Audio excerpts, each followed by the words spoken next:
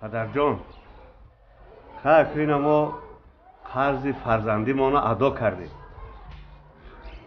پدر جان خوش رو مصلحت کرده باید فکر بیایی. این عروس ها آورده بینه مصلحت کنه با خلاص شما دا گاوزنه. بله پدر جان. خب مایل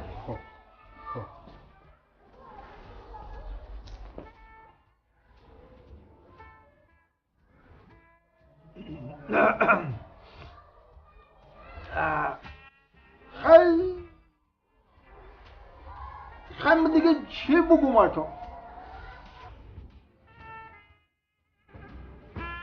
نه که ما یک چیز گفتنی هست دارم.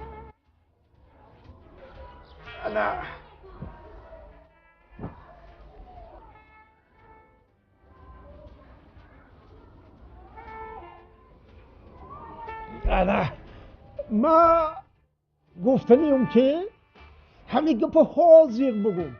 بگم حاضر بگم که با بعدی توی معرکه با نگه که نگفت. الان که ما چی گفتنیم؟ اگه ما دیگه ایتا یاش جوان نیستم. خیلی سال یک کمک رفتگی یکو.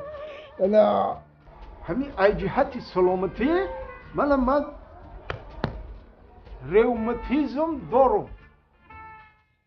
نه بعد من میان دردم دارم. بعد انا گوش دردم دارم. یعنی چشم دردم دارم. من سر دردم دارم.